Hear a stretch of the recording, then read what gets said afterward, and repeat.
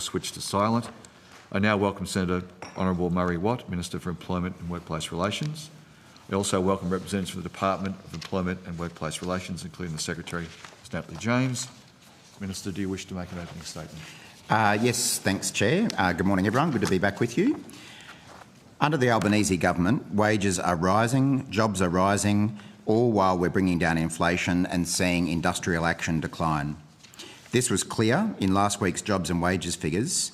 Under the Albanese government, more Australians are getting jobs and more Australians are getting more money in their pockets through rising wages. Now, this doesn't happen by accident. It's a very deliberate result of the decisions that the Albanese government has made. We recognise that things are still really tough for many Australians, and that's why we'll keep working hard to keep these wages rising, to keep as many Australians as possible in employment and to keep bringing inflation down. In January this year, we saw 44,000 new jobs created in Australia, with most of them being full-time jobs. In fact, since the Albanese government was elected, 1.15 million new jobs have been created in Australia, the most any government has created in a single parliamentary term. Last week's data showed that we have now had 5 consecutive quarters of wages growing above inflation under the Albanese Labor government. Now, that stands in massive contrast to what we saw under the coalition before we were elected. The 5 quarters leading into the last election, we saw real wages going backwards under the coalition. There could scarcely be a clearer contrast between the parties, wages up under Labor, down under the coalition. For the decade they were in power, Peter Dutton and his colleagues went out of their way to hold down the wages of Australian workers. In fact, they boasted that low wages were a deliberate design feature of their economic architecture, and they have continued this shameful practice in opposition, voting against every change our government has made to lift wages, just like they've voted against every cost of living measure we've provided. They've actively tried to make life even harder for Australians. To lift wages, we've had to make big changes, things like passing our same job, same pay laws, which stop labour hire workers being exploited. We've made it easier for workers and businesses to bargain, which is seeing more enterprise agreements reached. We've put our money where our mouth is by directly funding pay rises for low-paid aged care and early childhood workers, industries where the workforce is highly feminised. And we've directly advocated for raises to the minimum wage through the past 3 annual wage reviews, meaning 2.6 million minimum wage workers have got 3 consecutive pay rises. In 10 years, the coalition did not once argue for a rise to the minimum wage. And just last week, I announced that the Albanese government will be intervening in a Fair Work Commission case, which is seeing the supermarkets and big retailers of Australia try to strip penalty rates off retail workers who are earning as little as $53,000 per year. Weekends are special, and people who give up their time to feed us and clothe us on weekends or weeknights in unsociable hours, they deserve their penalty rates, and they deserve a government that's going to protect those penalty rates. Cruelly, Mr Dutton has said that he won't get involved. He'll let the supermarkets cut penalty rates for their workers without even a whimper. Labor's interventions are working to get wages moving. The average full-time worker in Australia is now earning more than $150 per week extra compared to 2 years ago. The gender pay gap is at the lowest on record, and later this year, of course, we will head to the polls for an incredibly important election. Australian workers' pay slips will be on the ballot paper at this election. There is a genuine choice on wages and workplace conditions.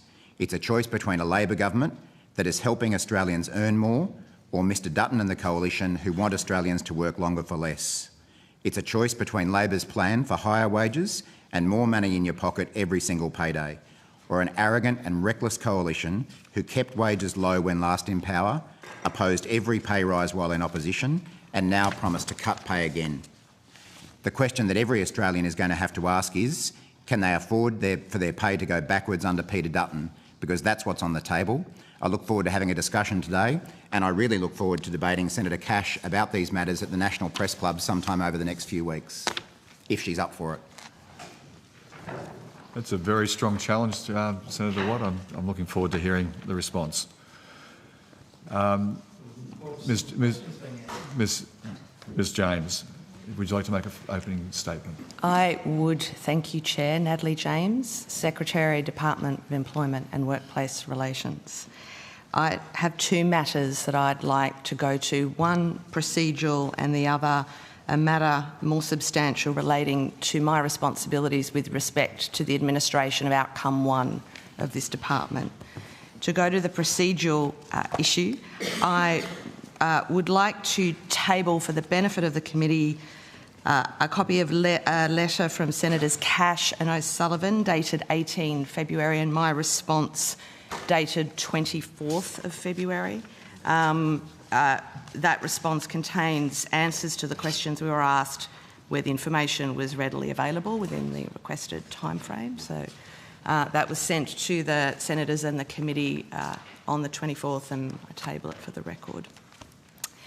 The more substantive issue is one that relates to matters that have arisen with respect to our department's administration of mutual obligations under social security law and the compliance framework, which helps ensure that people meet those obligations.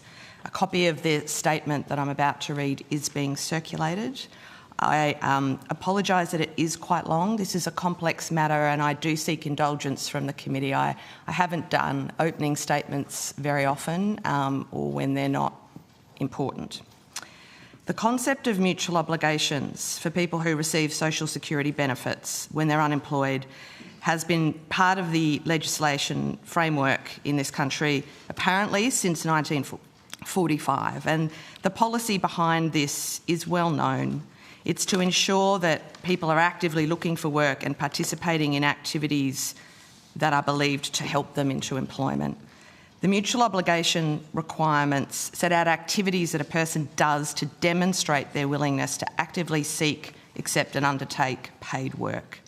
The current requirements are established by the Social Security Administration Act 1999. The requirements in the Act are also underpinned by a compliance framework which establishes consequences if the requirements are not met by the participant. The current approach to compliance, the targeted compliance framework, was introduced in 2018 after the Parliament passed legislation enacting it.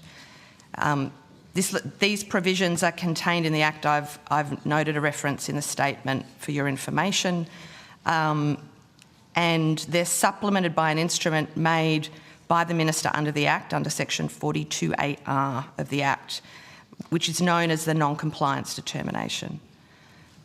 This framework covers people in Workforce Australia and the Disability Employment Services program. The administration of the framework is carried out by the Secretary of Employment. Various decisions and functions have been delegated to officers in my department, officers in Services Australia, including the Chief Executive Officer of Services Australia, and people engaged by employment service providers.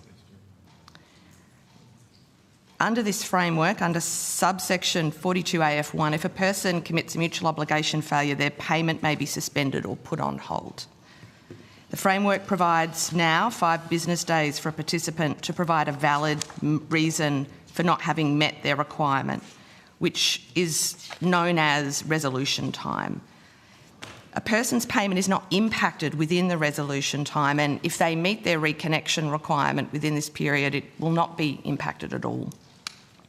When a person has their payment suspended for a mutual obligation failure, Section 42AM of the Act requires they are notified of a reconnection requirement and the effect of not complying with it. A suspension remains in place until the person has met this reconnection requirement or requirements. Unless their payment is reinstated earlier, that can happen under Section 42AL. If a person meets this reconnection requirement, their payment is restored, and in 90% of cases this does occur before a person's social security payment is due to be paid. The framework also provides for specific consequences where the Secretary is satisfied that a person has persistently committed mutual obligation failures without a reasonable excuse. In such a case, I or my delegates may determine that an instalment of a person's payment is reduced by half or in its entirety, or that the person's payment is cancelled. The non-compliance determination I referred to earlier is very relevant to the decision making that occurs under these provisions. That determination sets out a process generally where if a participant fails to comply with their mutual obligation without a valid reason, a demerit is recorded in the department's technological system. If a sufficient number of demerits accumulate within a certain period of time, it becomes a trigger for a reduction in payment, or, if this is repeated, a cancellation of a person's social security payment. This framework is administered with reference to a series of zones, and we've used language in this committee before, warning zones, penalty zones and the like. If a person accrues a demerit, the person enters the warning zone. If a person accrues 3 demerits in 6 months, their service provider or the Digital Services Contact Centre conducts what's known as a capability interview, which assesses the suitability of a person's requirements and identify any causes of the non-compliance. This is an important check-in, and if in that capability interview a view is formed that a person's requirements are not suitable, in other words, the mutual obligation requirements they failed to meet are not suitable, they will have their requirements adjusted to better reflect their circumstances. They will have that demerit reversed, they'll return to the green zone. If the capability interview determines a person's obligations are appropriate, and if they then proceed to accrue 2 more demerits within the 6-month period, Services Australia will then conduct a capability assessment. The non-compliance determination provides that a person cannot be found to have persistently failed their obligations without this assessment having taken place, and without that assessment taking place, there will be no payment reductions or cancellations under these provisions. This capability assessment carried out by Services Australia is designed to identify any previously undisclosed issues affecting the person's ability to meet their obligations, and it will again consider the appropriateness of those obligations. If Services Australia forms the view that a person has issues preventing them from meeting those requirements, or the requirements are inappropriate, they will be returned to the green zone. Where Services Australia finds that a person's requirements are appropriate, and after their 5th demerit, they enter the penalty zone. Once in the penalty zone, if they meet their requirements for 3 months, they return to the green zone. If a person fails to meet their obligations without a reasonable excuse once they're in the penalty zone, then reductions in payment are applied under the non-compliance determination. I'm responsible for the general administration of these laws as they relate to mutual obligations under Section 7 of the Act and the current administrative arrangement orders. My role, and that of the public servants in my department, is to ensure the systems we administer are operating within the law enacted by Parliament. The framework is administered through an IT system. The department undertakes a regular program of assurance in the IT system to make sure that it's operating correctly and as intended. This program of assurance validates whether the IT platform delivers the policy intent and the legislative requirements of the system, and whether decisions are made fairly and consistently with legal requirements. The program has identified a number of IT defects occurring in the system that have impacted on people's payments. 3 separate incidences have occurred. The first of these impacted on participants from July 2018 to August 2023. The impact of these IT issues is that some people had their payments reduced when they shouldn't have, or their payments cancelled. And if they were cancelled, they had to reapply after a 4-week preclusion period. This should not have happened. We subsequently identified 2 further systems failures, both of which resulted in a person incorrectly remaining in this penalty zone when they should have been moved out. These failures were identified in February and May 2024.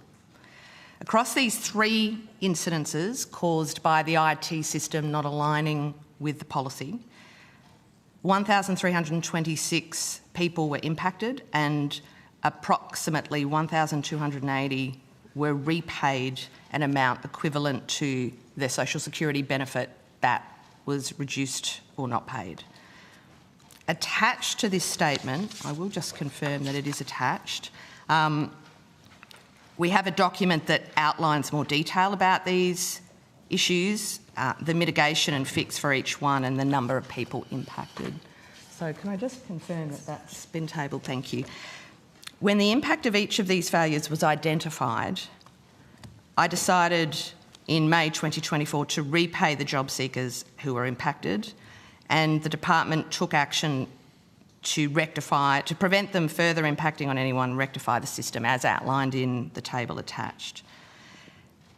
The department remediated this through the compensation for detriment caused by defective administration scheme, or where possible, directly through the social security system. That's not always possible for reasons of a provision in the Social Security Act. So approximately 1,280 job seekers were repaid $1,233. Sorry. The figures in the statement, 1,233,527. It's a very specific number. In addition to assurance of the IT system, we have begun systematically reviewing the way decisions were made under legislation. This systematic review is important, especially in light of the lessons from the Robo-Debt Royal Commission. We are closely looking at decisions made under this framework that impact on participants' payments, that is, suspensions, payment reductions and cancellations. We're doing this to ensure they're being lawfully made. We are also ensuring we fully understand what automation is occurring in the system and what impact that is having on people. While the Act envisages that computer programs might be used for some social security law decisions, we see Section 6A of the Act, we considered it important to review these decisions and assure ourselves the decision-making was appropriate and lawful.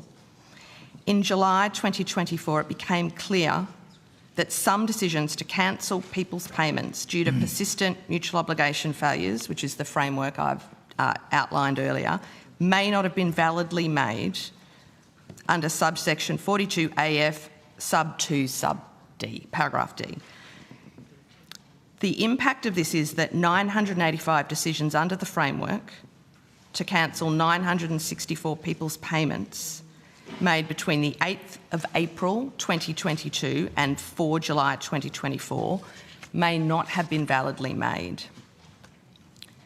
On reaching this conclusion, I decided to immediately cease these cancellations, and they remain ceased. I decided to pause cancellations in line with my responsibility for the general administration of social security law as it relates to mutual obligation compliance under Section 7 of the Act and the current administrative arrangement orders. In taking this decision, I also considered my obligations under the Public Service Act to uphold and promote APS values and the APS employment principles, which include acting with integrity.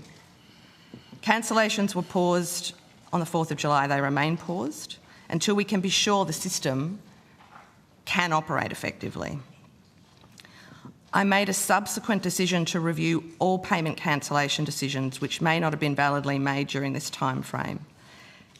We have been engaging with representatives of important peak body groups about the approach to this review, and we will provide further information once this approach is settled.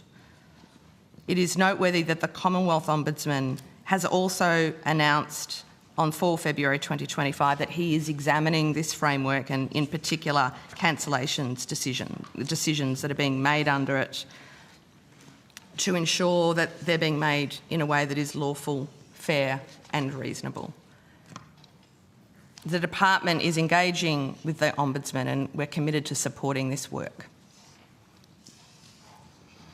We now have a number of examples where the system is not operating in alignment with the legislative framework and associated policies.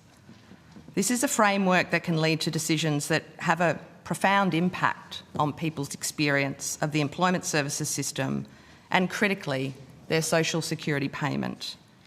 It is a serious and pressing concern to me that we take steps to ensure the integrity of the framework. The government has commissioned an independent assurance review to look at the IT system and examine it against operational policy business rules to ensure that it's operating as intended. To date, we've provided 120 documents that contain all of the business rules to the independent reviewers and access to the IT code. This is to support a robust, thorough examination of the system. I've had a briefing with the independent assurance review team, and I anticipate the review will identify matters which the government should act on to ensure the integrity of this system. I've also instructed my department to undertake a legal review to examine whether decisions in this area are being properly made and whether the decision-making processes are aligned to the legislative powers under which they're being made. This commenced in 2024, November, and is being undertaken by internal and external lawyers, assisted by advice from the Australian Government Solicitor. Decisions which have the most impact on people's social security payments are currently being prioritised for the legal review. At all times, my department's highest priority is in ensuring that participants' payments are not affected except in accordance with the law. I want to assure the committee that if following the completion of these reviews I remain concerned about the application of the framework, I will take actions to ensure my department's compliance with the legislation. If I have reasonable concerns the framework is not operating in accordance with the law, I have a duty to act on that, to change the relevant processes and systems so I can be satisfied of the lawfulness of decisions being made under it. If there are constraints on my capacity, if there are constraints that limit my capacity to make such changes, I can pause the impacted decisions pending remediation occurring, as I've done with cancellations under Section 42AF. This might be through system changes or legislative amendment. The processes that are underway will enable me to make these important decisions. Thank you. Good, thank you very much. Senator O'Sullivan? There's obviously a lot here that we need to go through. Understood. It is primarily for outcome one. It is. Given that there may be some questions that relate more to corporate that we want to deal with, will you have people here during outcome one that we can call upon if we need to? Yes, Senator. They're all here. Yeah. Yeah, Because it's later in the day. We just need time to go. Yeah, we thought it Yeah. was more appropriate to deliver the statement at the beginning of the day so that you do have time, but we were expecting you'd ask most questions about it in outcome one. Yeah. Cool. Thank you. Good, thanks. Senator Cash. Thank you. Could I just turn to, you've tabled the department tabled a letter from the Fair Work Ombudsman about the wage underpayments. That was 001768, and I'm just going to table the letter just so that the committee have it. Can I just work through the issue of the wage underpayment, which we have obviously explored at previous estimates, just to try and draw it to a close? Of course, Senator. Can you confirm whether the department's wage underpayment issue has now been completely finalised? Yes, Senator. Yes, thank you. Have there been any further underpayment issues or potential underpayment issues since the finalisation of this particular wage underpayment investigation? No, Senator. Are you able to guarantee the committee that all staff have been and are being paid correctly since this matter was uncovered? And as I said, that staff are being paid correctly at this point in time? Senator, we've done a lot of work around the systems and controls. We've previously traversed evidence in this committee of audits and reviews. I am comfortable that that we have an appropriate system of risk oversight and management of our people's entitlements, and noting that we do have a relatively new enterprise agreement. We are, as we work through new policies that are being made under that agreement, ensuring, again, the alignment between those policies, the IT systems that deliver people's pay, and the enterprise agreement. So, yes, I am confident that we have the systems, processes and people capability in place to ensure that our people are paid properly and in accordance with their lawful entitlements. Okay. I asked for you, given you are the Department of Employment and Workplace Relations, and you are the department that, as we've discussed before, should be setting the example for the rest of Australia, I asked you if you could guarantee that there is nobody being underpaid at this point in time. The evidence you just gave did not contain a guarantee, but you did refer to the new agreement. Yes. So I just need you to clarify for the record, are you saying that the new agreement may result in future underpayments? Senator, that's not what I said at all. What I've said is that we are doing what every responsible employer should do, and in particular what this department should do in ensuring that the infrastructure that ensures that every person receives their appropriate pay and conditions every pay fortnight is correct. Okay. Again, what I asked you to do as the department who A, is responsible for the legislation, B, is the department that is the lead example for all employers throughout Australia, and I'm assuming you would expect others to be able to assure you that their employees are being paid correctly, given in particular that you have had an underpayment, and we'll explore that further shortly. Again, I'm asking you, can you guarantee that the staff in your department are being paid properly? Senator, I don't think I have anything to add to what I've already said. I mean, I'm not sure, Ms Jenkins, if you would like to supplement. I mean, we can more systematically work through what we do, what is supporting my level of comfort and confidence. Perhaps I should ask then, have your arrangements received independent oversight given the underpayment issue? Senator Deborah Jenkins, Deputy Secretary, Corporate Enabling Services Group. Senator, as we've traversed in previous committees, we had an internal audit that was undertaken. We also mentioned at our last hearing that we were having a further internal audit review. We are waiting for the pay and conditions audit, I think it is called, to be done by our internal audit team. We continue to have reviews done by through the SDO, which is the delivery office. Sorry, what was that? The SDO the is SDO, yeah, that's where our payroll is processed. What does SDO stand for? Service Delivery Office. Sorry, the Service Delivery Office, Service yes. Delivery Office. We have spot checks, and we obviously rely on the audit and assurance that is done through the Service Delivery Office. So at this moment, I'm not aware of any ongoing systemic or significant issues, but we continue to monitor those things. We also have a governance framework where we are going through to make sure that the implementation of our agency agreement, in implementing it, we've got the policies, the procedures to ensure that we meet the terms of that. That's probably really all I can... Just in terms of the original internal audit, and then you said you now have a further internal review that is being undertaken, and you are still awaiting the outcome of this. What is that further internal review? Let me just... Senator, I'm just going to get the details of that one.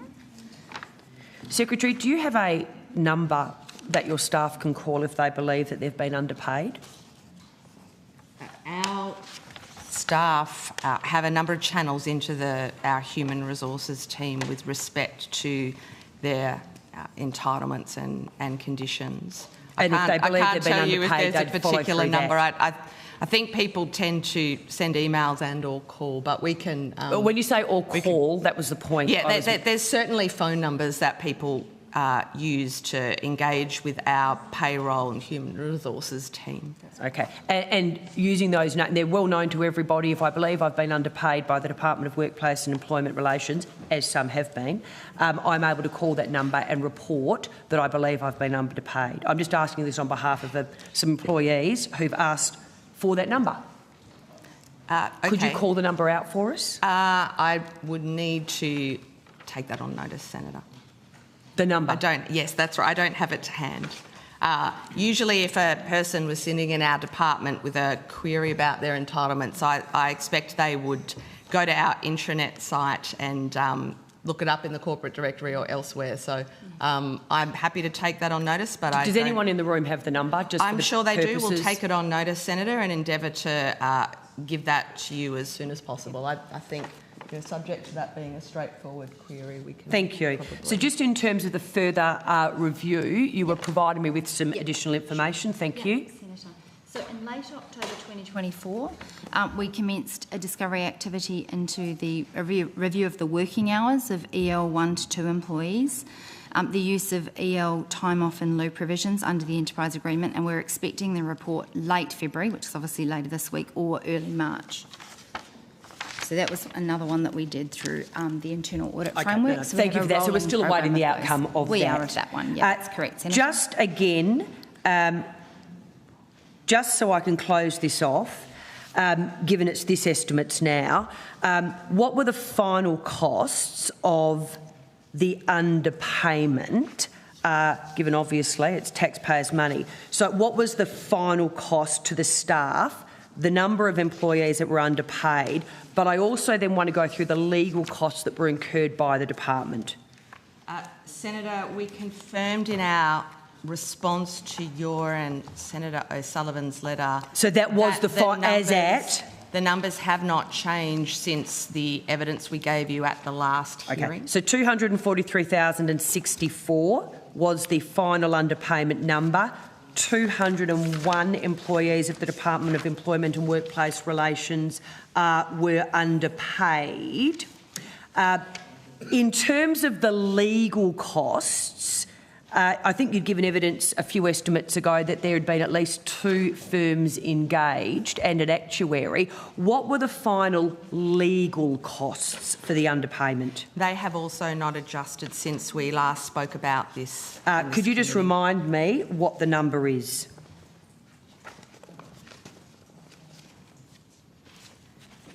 You might need to check, Senator.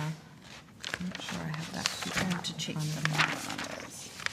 Senator, are you after the final legal cost number? Yes, please, the final legal cost number, yes. Okay, the total legal fees, and so this was answered at our 6th of November hearing. And so nothing further's come in since that date? No, that's correct. The total legal fees number that we gave you at that time, and it continues to be 116,42617. And just, I think you mentioned 2 legal firms. As we said last time, it was 3. Oh, it was 3 legal firms that the department had the benefit of. And there was no actuary involved in the legal, in the end, there wasn't an actuary involved. Services. Okay, so there were 3 legal firms. Could you just remind me who those legal firms are? Yeah. Or were? Sure. The first legal firm was Ashurst, and then you had the benefit of being able to go to a second legal firm, which was Kingston Reid, and then you had the benefit of going to a third legal firm that was outlined in our letter of, in the 3rd of June, which is AGS. That's right, the AGS. So does that include the auditing costs that you've referred to? They are a different cost. They're not legal services. What are the auditing costs, and who's undertaking the audit? They're the same. I'm just going to make sure. Talking about the one that related to. So I think we're up to 3 things we might describe as audits now. Oh, 3 things we might describe as audits. Okay. And we have traversed this before, Senator. No, and I'm trying to wrap it up for a final estimate, so it's all there. There was the calculations in the first instance. Yep, which was Cobalt. So that was Cobalt, and do you have so that was Cobalt, which was an audit firm. What were the final costs for Cobalt, please? I'm just going to, I might just get... Sorry, just we've traversed this before. No, that's okay. I just want it nice and neatly all summarised.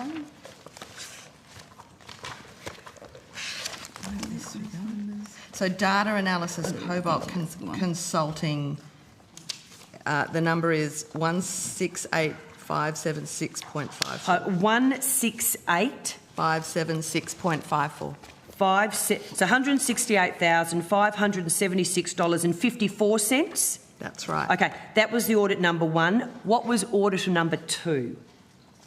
So I think you're referring to, Senator, when the Chief Internal Auditor engaged McGrath-Nicol to undertake an internal audit of the payroll systems and processes. Yes. Is What was the one that? you're referring What was to? the cost of that? I will just check if I have that figure to hand. And I just don't want who to did give you you the say incorrect undertook the figure. audit? McGrath-Nicol. So, I can't quite hear you, sorry. McGrath-Nicol. McGrath-Nicol. Yeah. Sorry. McGrath-Nicol. And that was an outside firm? That's That's correct. right. Okay, McGrath-Nicol, and you'll get me the expense involved there or the cost involved there. Yeah, look, I think we'll take that on notice, Senator. We may be able to get that to you relatively quickly, but because it didn't relate it flowed from this event, but it was looking forward and it was looking proactively for other issues. We haven't tended to associate those costs directly with the costs of this remediation. So we'll take that number on notice. And so you did say there was 3. What was the I think the third? third one is the one currently underway that Ms Jenkins It's done by our just internal referenced. auditors. And which one? Who's undertaking that one? That's done by our internal auditors. I'd have to check with our Is chief there a internal cost auditor. involved in that? Is it Would be an cost? internal cost, An internal Senator, cost. and I'm not sure we tend to... Do we cost our internal audits? So 243 and 64 underpayment, legal fees from the 3 legal firms 11646, 160,426. The first audit, Cobalt, $168,576, and then you'll get back to me re the second audit, McGrath-Nichols, and the third audit. So we're up to, I think, almost $530,000. Right. Senator Cash, there may be, I gather there's going to be quite a number of questions. I know we're coming back to this in outcome 1. Just the next letter I wanted to go through was one that was tabled in just... corporate, sorry, yeah. Yeah, corporate. Yeah, sorry. Sorry, I just wanted to let you know one of the numbers. We have provided it before on the 3rd of June. It's in Hansard. So it was $81,000. And that was for McGrath-Nichols, $81,000. So it was in our Thank evidence you. previously. And just to clarify, I wouldn't attribute that cost directly to the remediation. So those sorts of proactive, forward-looking audits, that was about assuring ourselves that there were no other issues. And so we have not been attributing that cost to that event. What we've been saying is there are, of course, costs associated with maintaining ongoing compliance. As the Fair Work Ombudsman noted in its letter to us, that this is, we are expected, and all employers are expected to take steps to ensure that our systems are regularly reviewed and updated and ensuring compliance with the law. So I would attribute that second audit cost to ongoing compliance and not directly to the remediation under the determination. But it did come around because of this event. Well, we certainly prioritised it. We It's a flow on. prioritised it as we should, and in that case used an external provider. And so we are now comfortable, I think, about our own internal capability here, and so internal audit is also an entirely appropriate methodology to use. But from time to time, of course, we should be going back out and getting that independent assurance and testing being done. And Senator... Sorry, I was just going to say, if we could just, you mentioned the letter from the Fair Work Ombudsman. In that letter at point 12, it states, the FWO's assessment of the information provided as part of the assurance process in respect of matters which are the subject of the self-report should not be regarded as an endorsement that DUA has been fully compliant with workplace laws at all times. Can I just ask then, what laws haven't your department complied with? Senator, I don't believe that the statement in the letter is suggesting there are other examples of non-compliance. I mean, you'd need to ask the Fair Work Ombudsman about the language. I'm just asking you because it's a finding in relation to your department. I mean, our view is that there are no others, I think, because this investigation was very specifically into this event, this particular example of non-compliance. So, of course, the Fair Work Ombudsman, no one would make assurances about compliance outside of the scope of what they looked at. So that is very disturbing, quite frankly, that there is an underpayment. The FWO here states in its letter back to you, this is the investigation, at point 12, their assessment of what you have provided should not be regarded as an endorsement that you have been the lead department, the Department of Workplace Relations, that is meant to set the example for the rest of Australia, has been fully compliant with workplace laws at all times. What action did you take, Secretary, upon reading that? understood that. So Ms Jones, just before we answer, sorry, Senator Cash, how long have we got to go? So I've got a few more. Yep. So I rotate shortly? Yep. Right, thanks. I understood, Senator, that statement to mean that the Fair Work Ombudsman's letter and conclusions relate to the scope of the issue that they looked at and do not relate to anything outside of that scope, which I do not consider to be exceptional or unusual, because I don't think anybody would make a statement with respect to things they hadn't looked at. And that's my worry. That's exactly right. What action did you take? You have underpaid your employees. The first estimates at which we discussed this, the number was a lot smaller in terms of both the employees underpaid and the number in the underpayment. That has progressively got larger, 201 employees, $243,064. The benefit, unlike so many businesses, you had the benefit of engaging 3 law firms, Ashurst, Kingston Reid, and then, of course, the Australian Government solicitor. You've also had the benefit, other companies don't have this luxury, especially smaller businesses, of having auditors, Colbert, McGrath-Nichols, and then currently you've got the internal audit. I am very concerned that you receive a finding that it should not be regarded as an endorsement, that the lead department has been fully compliant with workplace laws at all times. My worry then is, did you ask the Fair Work Ombudsman what they meant by this and what laws potentially you have not complied with? No, Senator. You didn't? No. I think I've just articulated in response to your previous question my interpretation of that paragraph, and so that did not indicate to me that I would like what the letter as a whole indicates to me, if we go to paragraphs 14 and 15, is, and it outlines very clearly what the department needs to do and the Fair Work Ombudsman's expectations.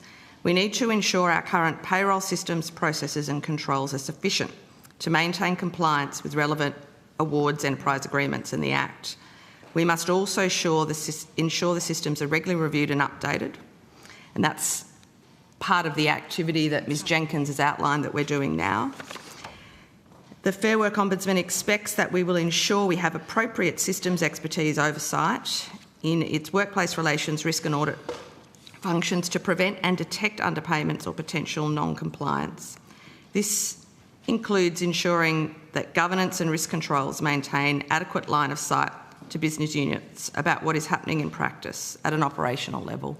All the activities we've outlined are designed to achieve those things. That will be an ongoing responsibility of this department, and I am comfortable and confident that all the actions we're doing are consistent with what they need to be to ensure compliance.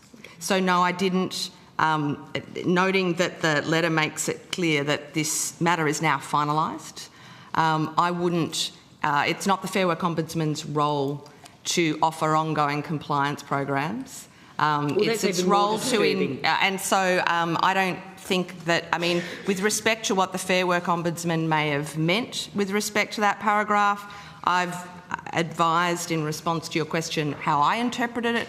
If I was wrong, perhaps you could put that to the Fair Work Ombudsman, but I'm comfortable with our response organisationally to this event and this letter. Well, on behalf of the Australian taxpayer, I can assure you I am not comforted by this, given in particular where we started and where we ended up, the fact that you still have an internal review on foot, the fact that, in particular, did you speak at all to the Fair Work Ombudsman about the letter they sent you? I did not, Senator, no. You didn't think a call to them, in particular in relation to item 12, just to tick off the lead department in Australia that sets the example? Are you sure there's nothing else that we should be looking at? Noting paragraph 11, the matter is now finalised. That is not the point. That is not the point. So, no, I did not. Right, Senator. thank you very much. You did not.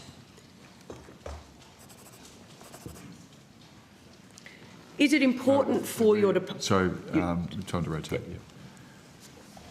Senator Pocock. Thanks, Chair. Thanks for being here. I wanted to go to the question of artificial intelligence.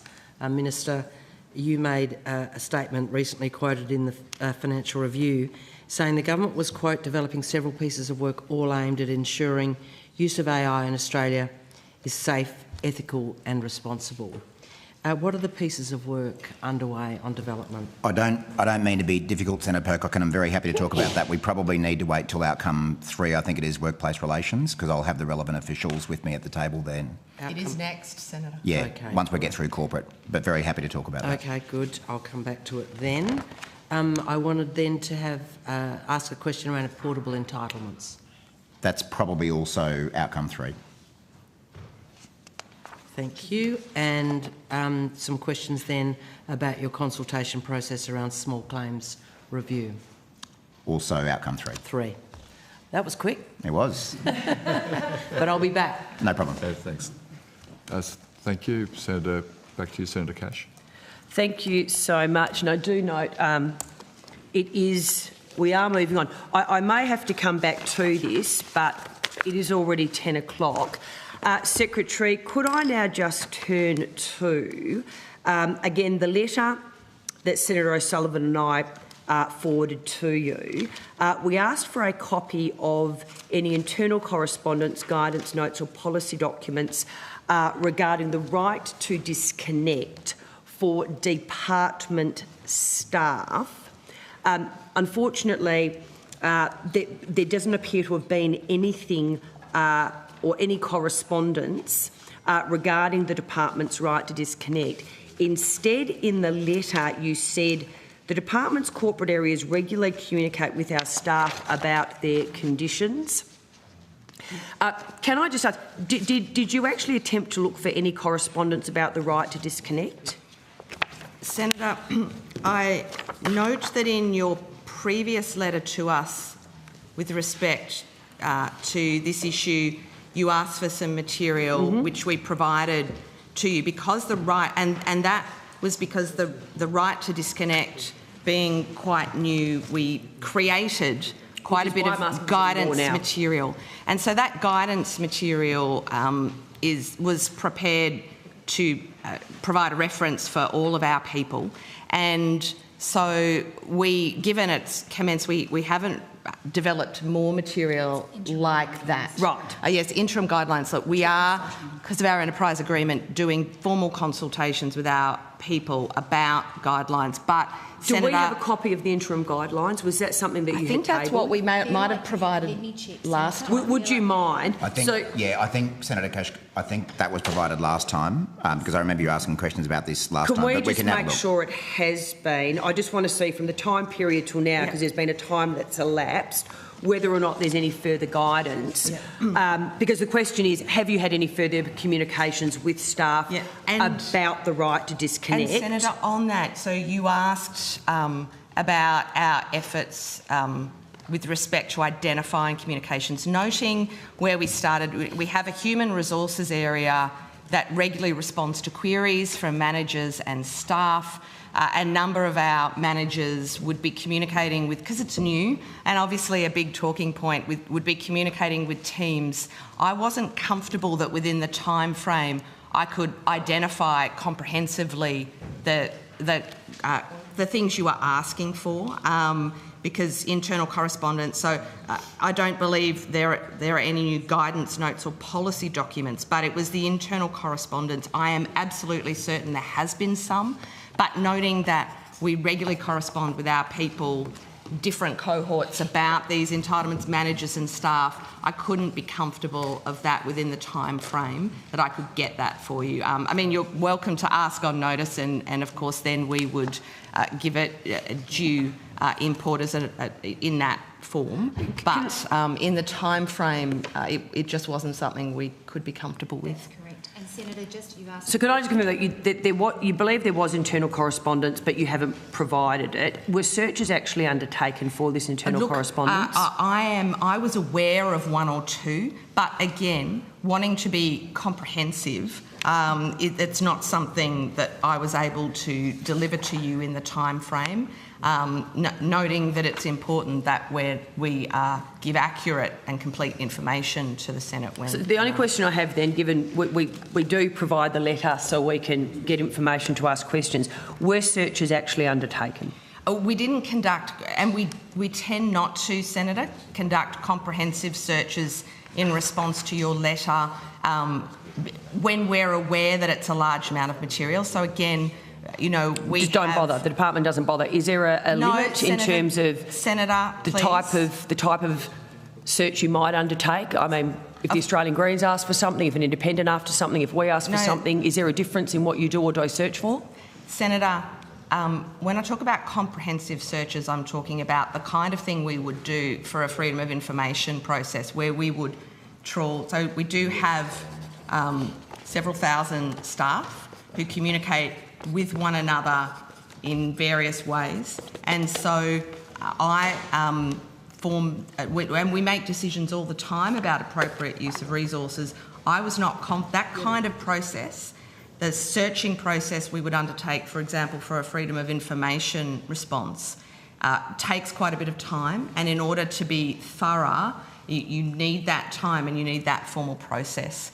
That's not something I believed that we could achieve in the time frame for the letter. So if we could give you additional time next time, you're saying you'd be able to undertake the search, because I'm more than happy to do that. Well, Senator, if you were to put the question on notice, then that's the approach we would take. But noting again that because of the reference to internal correspondence, managers and staff and our human resources and people and staff are talking to one another through emails and other forms of communication all the time. And so it could be quite a number of documents. It could contain private information, if you understand what I'm getting at here.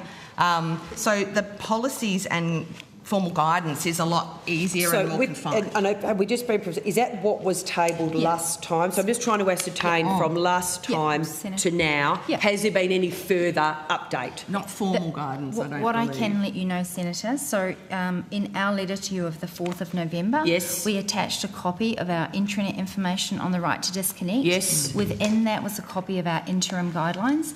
Consistent with our agreement, we have gone and we are currently consulting with our staff on those interim guidelines. I can check with you and come back after the break where we are up to and when we're expecting those to be finalised, but they were the interim guidelines. There has been correspondence and engagement through consultation across the department to make sure that we have got the guidelines pitched with the scenarios that people need. And I can tell you that I know personally that there has been information, it's been in discussions where we've talked about the right to disconnect. But as the Secretary said, your question was quite broad and we wanted to make sure that we didn't give you only half the story. I can come back after the break, though, Senator, to confirm this. Just remind me, when did the right to disconnect commence for the department and for businesses other than small businesses? August 2020. 26th of August 2024. Right. And so we had those guidelines in place ready for that, the interim guidelines, and then we've consulted on them since Right, then. and it's now February going into March 2025, and the Department of Employment and Workplace Relations, the lead department in Australia, that is meant to set the example for all other employers, still does not have the finalised guidelines for its, how many did I say? 4,000, how many staff do you have? 4,373 staff. 20% more than they'll have after the election if you win. Can I just confirm that the Department of Employment and Relations, the department that writes the legislation, that oversees it, that demands of others in the Australian workforce, and we're going to work through what it actually means for the department shortly, has not yet finalised its guidelines in relation to the right to disconnect. You have interim guidelines, but you have not finalised the guidelines. We're consulting on those guidelines, A simple Senator. yes So or no. we Thank haven't you. That's all I finalised wanted them to know. because consultation Okay. with our people is very important to us. Okay, so of the 4,373 employees in the department, so I want to talk about your department, how many does the right to disconnect apply to? All of them, Senator. All of them. I think we've traversed this evidence before. It's been very confusing each time we have, unfortunately, so I just want to now confirm all 4,373. So does that mean yourself, Secretary? We've certainly traversed this before, Senator. So I'm just although I am not an employee, so I'm not covered by the Fair Work Act. Right. But I do I do talk about my own way of managing my time and my life and my work using similar language. Correct. And but I'm not entitled to it, just to be clear. But you exercise the right to disconnect within the department. Correct. Deputy secretaries, does it apply to them as well? It applies to all of the employees in the department, Senator. So, and that's what I just want to confirm, again, for the purposes of my questions. 4,373. So deputy secretaries, it also applies to them? They have the right to disconnect? It applies to all employees in the department. Regardless of salary? It applies to all employees in the department. Regardless of salary? The way in which it applies is dealt with has a number of criteria that do go to salary, seniority and a number of other factors, but it applies to all people employees in the department. Are you able to table those guidelines, please, that you just referred to, for the benefit of other businesses who are working through this? We have provided them. We provided them to the committee last time. So these are the interim guidelines again. There's nothing further to provide. We've covered that. Right. Yes. So just in relation to a deputy secretary, on average, what is their salary? Don't actually have that information in front of me. Is it about $500,000 a year? It's set by the Remuneration Tribunal, I'm assuming. It is not set by the Remuneration Tribunal with respect to deputies. Okay, so can you just give me an idea of what a deputy secretary earns? I just want to work through the factors that you say apply in the department in terms of working out who has the right to disconnect Senator, and when. with respect to salary, I think what I'd prefer to do is refer to figures in our annual report. So I will get those figures for you. But when I'm talking about people's remuneration, I'm conscious that there are only, how many of them are there? 4. There's 4 of them, and we are getting into territory where I want to make sure I'm getting it right and not disclosing information that I shouldn't. Unless Mr Manning would like to disclose his own self. No, I'm not asking for a person to disclose it. I'm not asking for that. We would never ask for that. Good. The publicly available figures are all I want. No, so I'm playing catch-up, though, said the catch-up. I wanted to come back... Sorry, Greg Manning, Deputy Secretary, Workplace Relations Group. I just wanted to come back to that issue of the factors, and you're asking, is that in the interim guidance? There's a range of factors set out in the legislation, Section 333 uppercase M for Manning. Subsection 3, which sets out factors to help determine whether an employee's refusal to monitor, etc., be available for work is unreasonable. And it's important to note that it's a non-exhaustive list, and it includes the reason for the contact or attempted contact, the method and disruption it's likely to cause the employee, whether the employee is being compensated to remain available, the nature of the employee's role at the employee's level of responsibility, and the employee's personal circumstances, including family or caring responsibilities. Okay. So there's a What couple does there. that mean, Mr Manning? I think that means in practice if No, we... I don't want you to think. I'm asking on behalf of businesses. The Department of Workplace and Employment and Workplace Relations has 4,000, how many did I say? 373 employees. The right applies to them all, including the Secretary, albeit not as an employee, but the Secretary herself has said she exercises it. You've now read out a number of factors. If you are a business who does not have the luxury of legal teams of putting together guidelines, etc., and you have to apply them, I want you to now take me through how a business applies them with the confidence they are getting it right, because yet again, since the last estimates to now, I continue to have businesses call me. They've gone onto the Fair Work Ombudsman website. They ask who the right to the disconnect applies to, when it applies, what time of day it applies, what form of communications are appropriate, what forms of communications are not appropriate, what level of seniority excludes the right to disconnect, what is considered reasonable contact, what is considered unreasonable contact.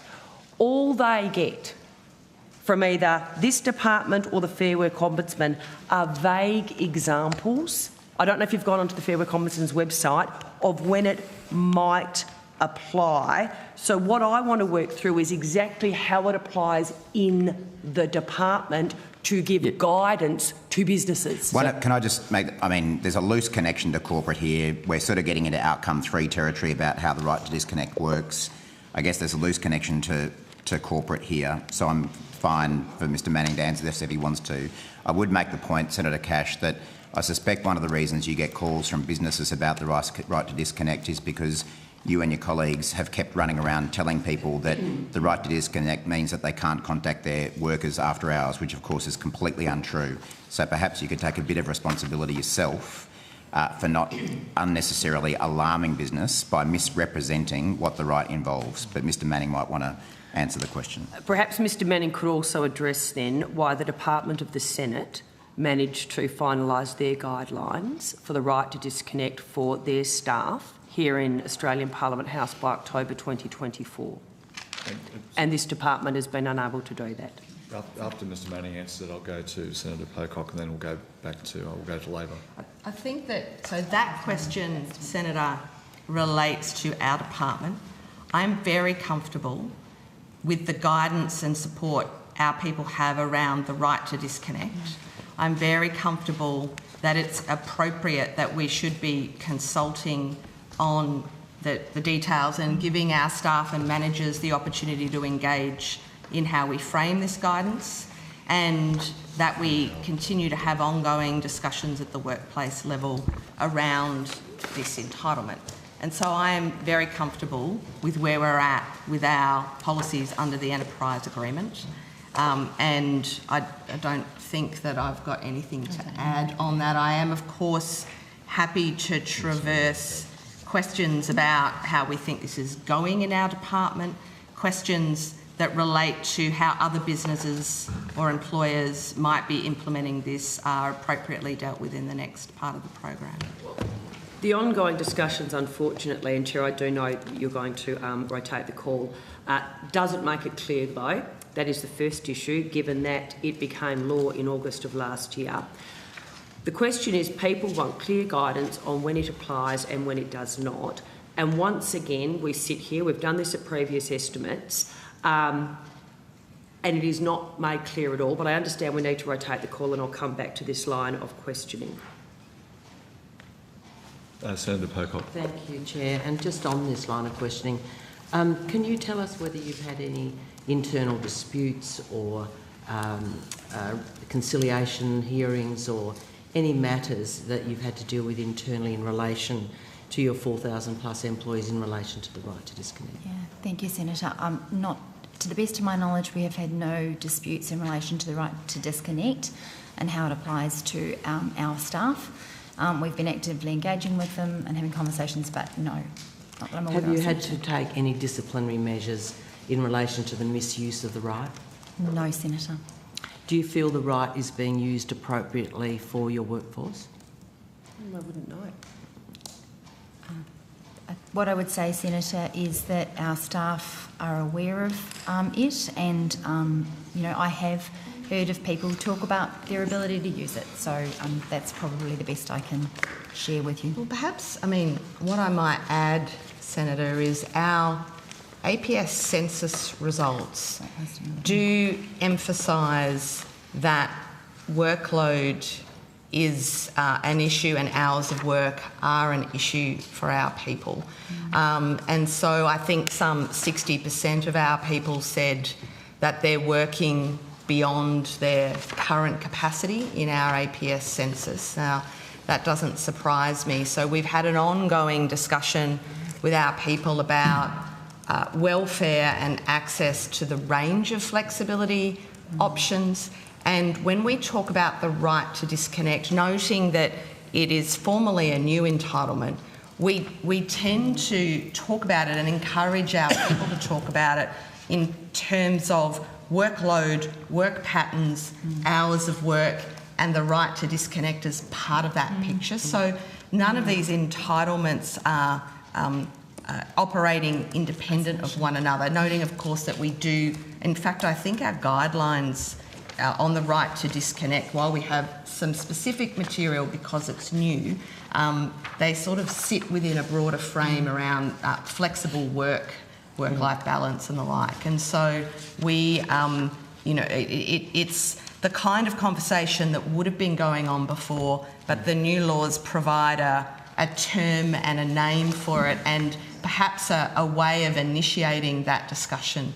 And I think that the term right to disconnect, wasn't it named Word of the Year by someone or something? It was, I think it's become a prompt for a discussion that maybe hasn't been being had in some workplaces. And so I would say the same with respect to us. Noting, of course, that the right to disconnect is about, it's not about your arrangements when you're at work or your hours of work. It's about engagement with your manager or your employer when you're not regularly working, when you're not expected to be working. And we all know things come up. And yes, certainly, Senator Cash, the Deputy Secretaries and I do find ourselves engaging in a number of ways outside of normal work hours.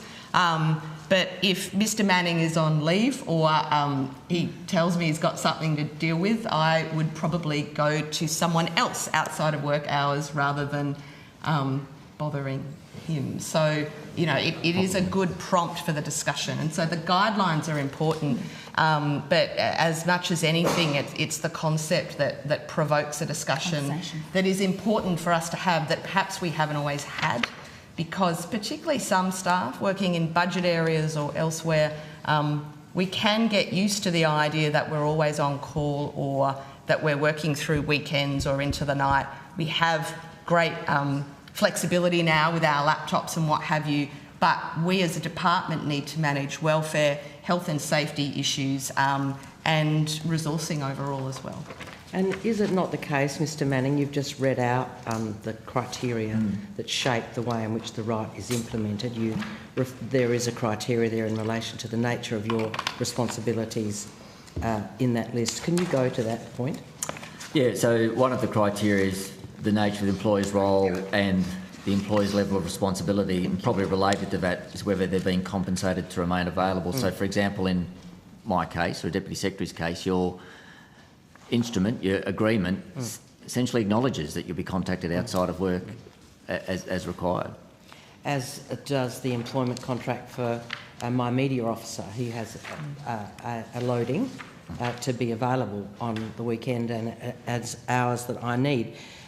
So it would therefore follow that senior executives in the department would have a right that is distinguished from someone on a much lower, perhaps a third of your salary, where their right might be interpreted very differently and enacted on the ground in a very different way. I mean, I would say that what it means is what that right looks like in practice for a person depends on the circumstances of that person and the circumstances of the workplace in terms of what the workplace is dealing with at a particular time. And specifically in the law in relation to the role and whether they are compensated. That's one of the factors, certainly. Yeah, one of a basket of factors. But I say they're not exhaustive factors. So there's not a simple black and white rule according to each of those factors. It will depend on the overall circumstances of the case. But clearly the right anticipates that certain roles have different levels of application.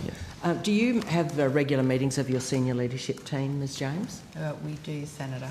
And do you discuss at that meeting how your human resources arrangements are working out in the different divisions in the department? We do, Senator. Have you ever had a discussion about how the right to disconnect is tricky and that certain jobs are not getting done and the management of work by senior executives is being interfered with by the exercise of right to disconnect? The right to disconnect has never come up as a barrier to us getting the job done. If anything, we spend a lot of time making sure that people are taking the opportunities when they arise after intensive work periods to disconnect. That we are talking to senior leaders about the concept of time off in lieu, and that we are balancing workload and work intensity across our department. My people work extremely hard. The census results show they are very dedicated. Some 80% of people might have been more in the census said that they're willing to go the extra mile for the work, and that's admirable. But when I also see the concerns about hours worked, that's something that we need to balance. Could I just jump in at that point, Senator? I should put on record my thanks and the government's thanks to the staff of this department. I think everyone acknowledges this term has been a busy one in the employment and workplace relations staff, and the significant reforms delivered could not have been delivered without the work of the departmental officials. So I recognise that people have been working really hard. And just a last question, you'd be aware, because you prepared the documentation for the right to disconnect, about the growing body of research which shows capability to manage your time and have some say, and especially to disconnect, is associated with increased efficiency and productivity and higher morale in workplaces where it's implemented appropriately.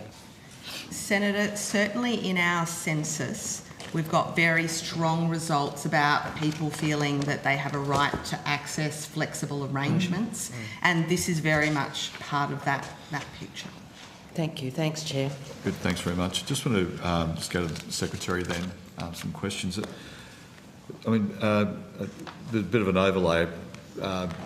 Minister Watt raised in his opening speech about the importance, of course, getting wages moving again as a priority under the Albanese government. And we've seen a decade of deliberate wage stagnation under the coalition.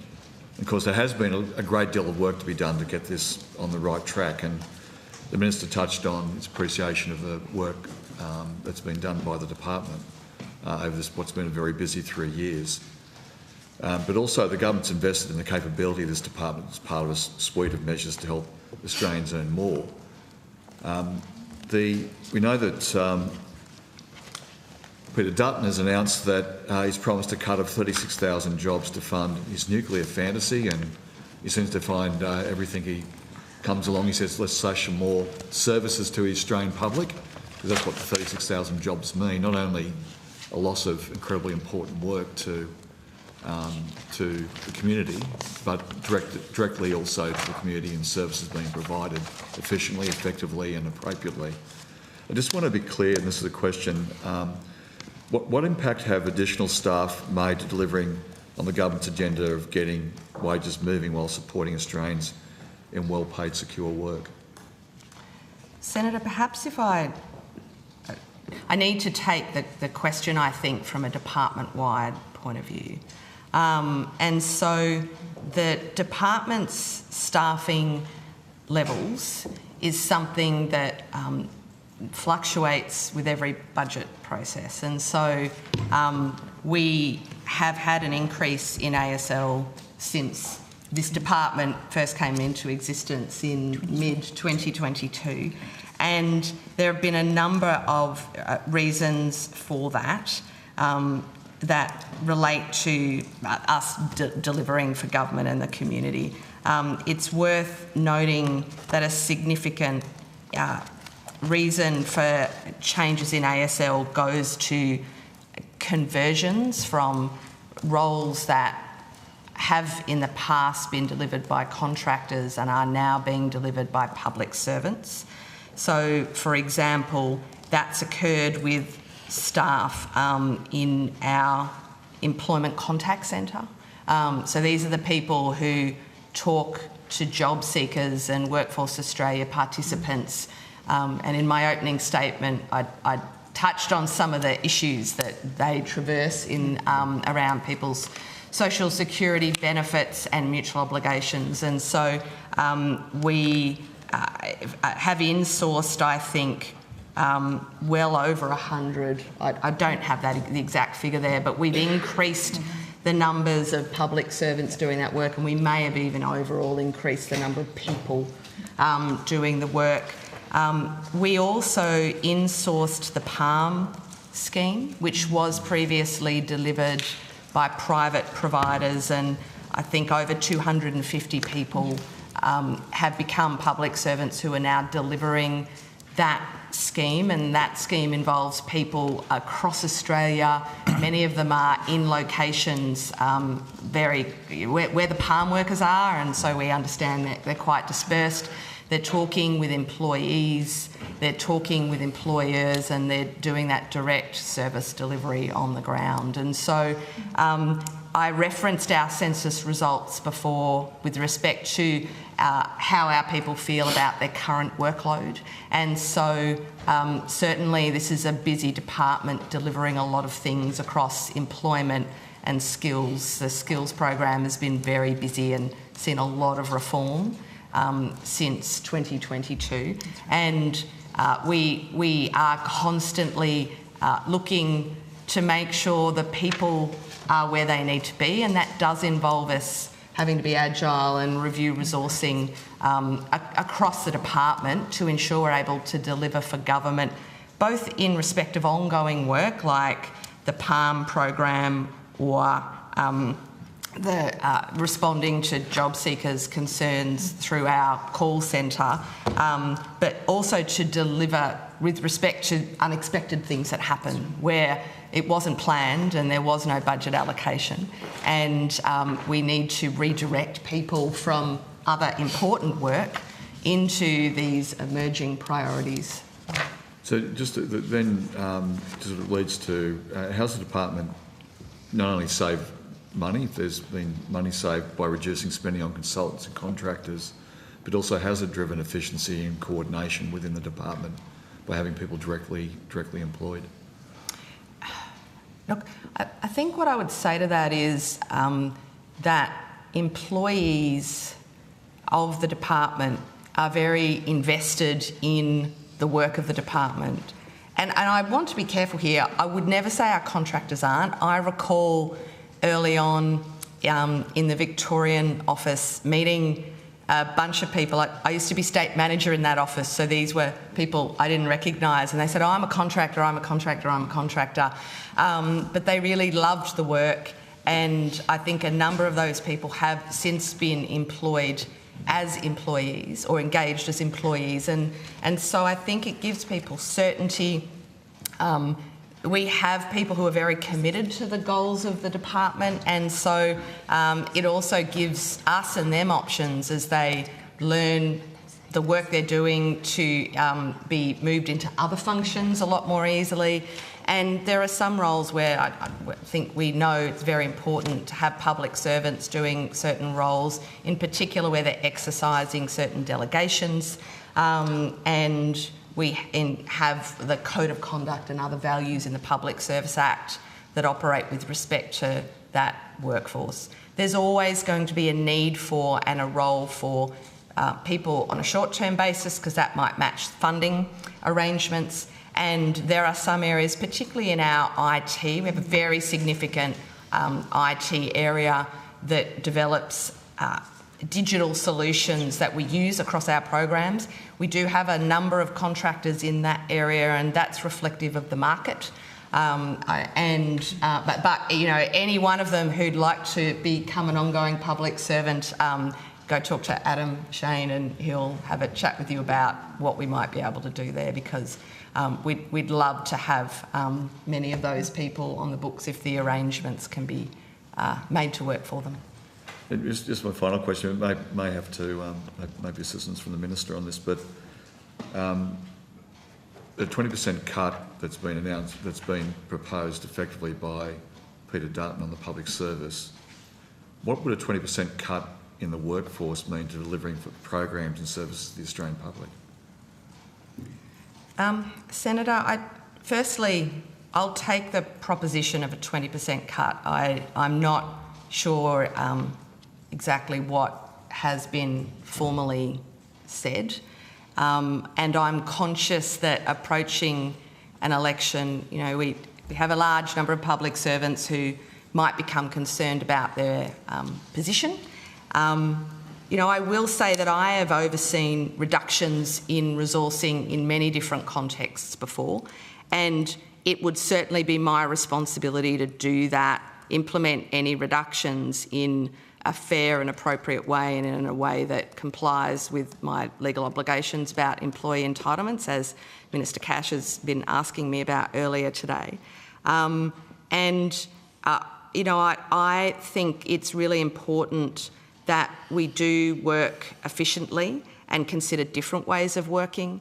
Our census identified that there are a number of people who feel that the most significant barriers to them doing their best work relate to our structure and our way of working. So 55% of them said administrative processes get in the way of them doing a good job. We've got a process underway at the moment of asking people for ideas that help us reduce administration. We're a bureaucracy. A bureaucracy always has administration that it could make more streamlined. And nearly 70% of people said that work is being done at a higher level than it needs to be done. So we are also doing a lot of work around delegation and getting work done at appropriate levels. But I would say, noting what I said before about we do have a number of people who work outside Canberra in direct service delivery. So 40% of our people are based outside of Canberra. People like a lot of our workforce for the PALM program, people working with employment service providers and others are out in the field, like people I used to manage in our Victorian office, the people who are answering the phones to job seekers. We secured extra funding for more employees in that call centre I think it was the last budget, because the call wait times were pushing out, and that puts pressure on our people. It means that the participants are waiting longer for their help. And if, for example, they're a person whose payment's been cancelled or reduced because they haven't met their mutual obligation requirements, as we discussed it at the opening, they really need to talk to someone. And so, we do have a number of people who do work that directly impacts every day on the community, and any reduction is going to involve a person in my position making choices about where to direct those resources. Those choices are not always easy. And so that's probably as far as I'd say. I will say that public services, we're often asked to reduce in areas because a program is terminating or because certain priorities are no longer a priority. That's absolutely business as usual, but significant cuts do require departments to stop doing things or do things very differently. Thanks. Back to... Thank you. Just make an observation, but again, I just want to echo also the Minister's observations again to the public, the public servants here, and particularly in this department, which many of us around this table have had dealings with over the last 3 years and prior. The hard work and dedication has been phenomenal, the driving of the efficiencies and changes that you've done as a group is impressive for the country, because it actually makes a heck of a difference. I'd be particularly loathsome to see that the important work you do for the community, as well as the engagement of the communities. You've outlined the services that, waiting times improvements, the expectations of the community, of course. For those waiting times to be blown out by a cut in the public service is an effect on Australians that are employed around the country, but it's also a massive effect on the Australian community right around the country if that was to occur. Senator Cash. Thank you. If I could just briefly return then to the wage underpayment issue, which I said I might come back to. Minister, could I just ask you, in relation to the letter from the Fair Work Ombudsman, back to the department, and in particular the assessment, the FWO's assessment of the information provided as part of the assurance process in respect of matters which are the subject of self-report, should not be regarded as an endorsement, that the department has been fully compliant with workplace laws at all times. Were you provided with a copy of this letter from the department? I'd have to search my records, Senator Cash. So happy to come back to you on notice about that. Yep. Were you aware of that letter prior to today? I've certainly been aware. I mean, bearing in mind that this letter was sent on the 11th of September, so several months ago, which is why I want to check my records. I'm certainly aware in general terms of both the work the department has been doing to rectify this and its communication with the Fair Work Ombudsman. I've spoken about it with the Secretary offline on a number of occasions. Have you expressed your disappointment to the Secretary in the fact that staff in your department were underpaid? Well, I think you've asked me a similar question, not just at the estimate since I've been the Minister, but before, when I represented Minister Burke as well, and at all times in a public hearing I've expressed my disappointment that this occurred, and our expectation that any worker gets paid what they're owed, whether they be in the public sector or the private sector. So it's not acceptable, is what you're saying? No, it's not. So in terms of your awareness that your department wasn't fully compliant with workplace laws, and in particular noting paragraph 12, what action have you asked the department to take? Paragraph 12. Yes. Paragraph 12 being the Fair Work Ombudsman's assessment of the information provided as part of the assurance process in respect of matters which are the subject of the self-report should not be regarded as an endorsement that DUA has been fully compliant with workplace laws at all times. I mean, my reading of that is that that's an observation by the Fair Work Ombudsman and doesn't require the department to do something in response to that. It's the Fair Work Ombudsman providing its assessment and them saying that should not be regarded as an endorsement, that DUA has been fully compliant with workplace laws. Correct. That's the whole point. Yeah. Yes.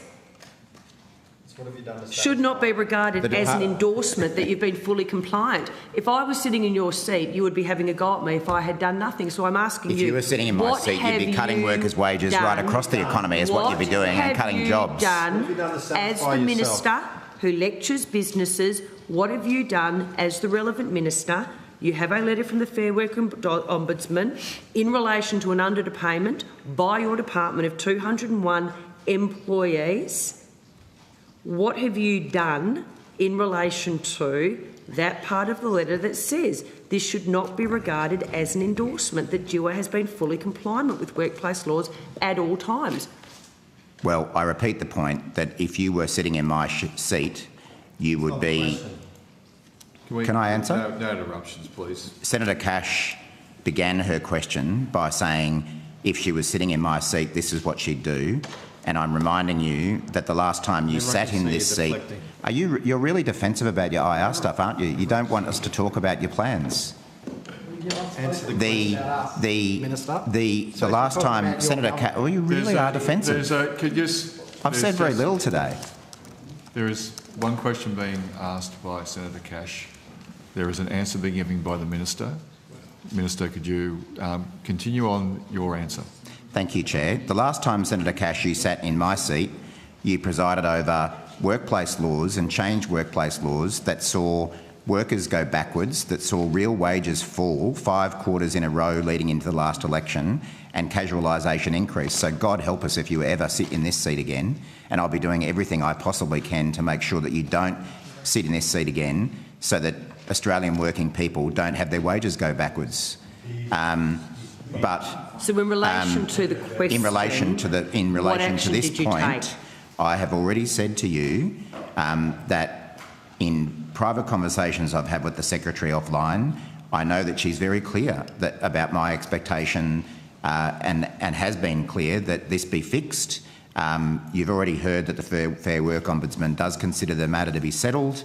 I'm sure that everyone involved in this will learn from this and do everything they possibly can to make sure it doesn't happen again. When you say I'm sure, as the Minister responsible for this department, what actions are you again taking to ensure that this does not occur again? Well, I'll hand to the Secretary who can... I'm asking you as the Minister. I know. You would be well aware that the administration of any department is the responsibility of the Secretary. The Secretary has taken you through on numerous occasions the work that she and her team have done to rectify this and to ensure that it doesn't happen again. And what I've said to the Secretary, and I'm sure she's clear, that my expectation is that we won't see a repeat of this again because of the procedural changes they put in place. And in relation to, as I said, paragraph 12, what discussions have you had with the Secretary in relation to potential non-compliance with other workplace laws? I have not got out every clause in the Fair Work Act and gone through it line by line with the Secretary to ask whether they are complying with every one of those laws. I think the Secretary is clear that it's her responsibility to ensure that the department complies with laws, as is every Secretary for every department, and the Secretary's given you chapter and verse on many occasions about the work that she and her team have done, which I support. The issue I have is you have a letter from the Fair Work Ombudsman, and again we'll explore this with the Fair Work Ombudsman this afternoon. A letter to Ms Jenkins rather than to me. A letter I said we have a letter from the Fair Work Ombudsman. But it was a letter sent to the department correctly. Yes. Because it is the department's responsibility. Correct. But what I'm saying is you have a letter from the Fair Work Ombudsman which states that the department you are responsible for may not have been compliant, and your attitude appears to be that you don't really care. That is my worry. That's not what I've said at all. What have you instructed the Secretary to do? Don't verbal me. What have you instructed the Secretary to do? Senator, we have traversed in a number of the hearings the roles and responsibilities of ministers and secretaries with respect to these matters.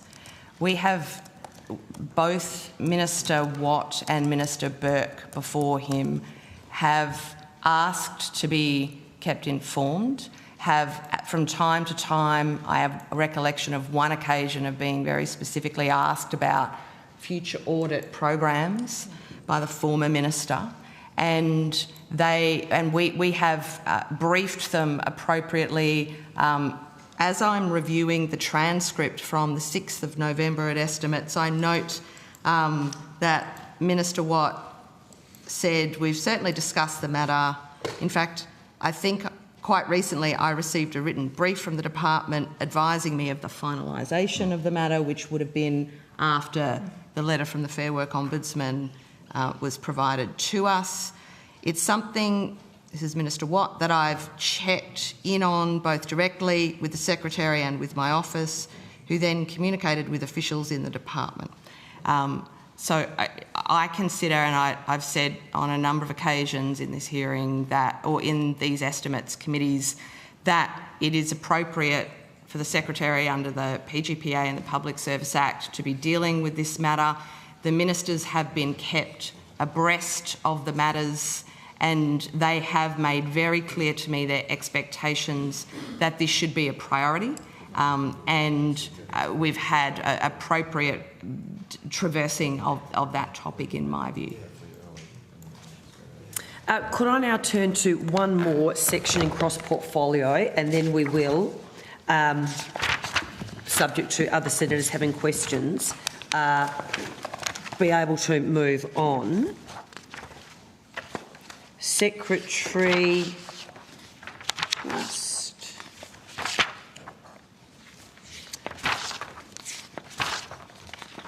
could I just go back to the letter that Senator O'Sullivan and I had sent to you?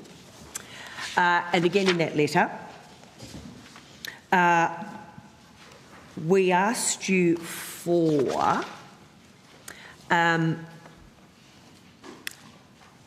information in relation to the CFMEU administration, and in particular any correspondence between the department and representatives of the CFMEU since the last budget, any correspondence between the current minister and representatives of the CFMEU in the same time period, correspondence between the former minister and representatives of the CFMEU since the last budget, notes or records of phone conversations between Dura and the CFMEU since the last budget, notes and records of conversations between the current Minister for Employment and the CFMEU since the last budget.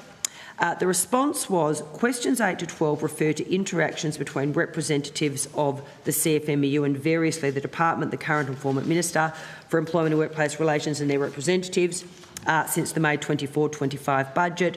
The Department ministers and their officers interact with the CFMEU and its representatives in different contexts. We didn't get anything provided to us though. So again, I ask you, there is a reason that you weren't able to provide us anything in relation to what we had asked for? Senator, so as the response notes, we are engaging across the department with a number of stakeholders about a number of things, as are our ministers and former ministers, and we don't centrally record interactions with the CFMEU, noting that at the moment the union is being run by an administrator, but also noting, for example, we have across the department a number of different ways or reasons we might be engaging with a union. So, for example, the Jobs and Skills Councils, Build Skills, is doing really important work around the skills required in that industry for the future, and I would be very surprised if there weren't members on the board or people participating in that process who aren't associated with the CFMEU or the Jobs and Skills Australia is engaging with industry all the time about skill shortages. And we have a large number of programs where unions and employer organisations are relevant to our work. This is not information centrally held, and particularly when asked about correspondence, phone conversations and any records, that would be a very comprehensive search we'd need to conduct, and it's not something that the department can do without a decent amount of resourcing, and certainly not in the time frame within which we were asked. So did you undertake any searches at all for us? If the answer's no, it's fine. The answer's no. Look, I think that I would have, as I have in the past, when asked for correspondence, my first thought always goes to, and I do ask about what's centrally held. So, for example, if you're only asking about formal correspondence, we could search our PDMS system and we could find that. But when the ask is about any correspondence, that includes emails, and when the ask is also about meeting notes, which might be everything from people's notebooks to sitting on their laptops, they might be varying degrees of formality. We start to get to a large range of material, and I was very confident in my view that this was the kind of question which, without a formal search of the standard that we would do, say, for example, for a freedom of information process, I wasn't confident that I'd be able to identify what you were looking for in any sort of way that was accurate or comprehensive in responding And to not your one of the question. 4,373 ASL could have done this work for you? Senator, that was my decision. Under the PGPA Act, it is my job to manage the resources of this department in a way that is efficient, ethical, effective and economical.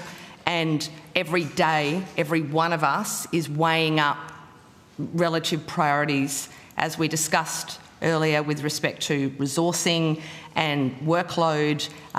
These are issues that I consider, and so that's the call I made. And given this is Senate estimates, and given obviously in particular the administration of the CFMEU is incredibly important and something we wanted to explore, I have to say, I personally find that decision very disappointing. Can I just make one point, Chair? One thing we have done to ensure the committee is fully informed is I tabled the report from the administrator, which I only just received in the last few days.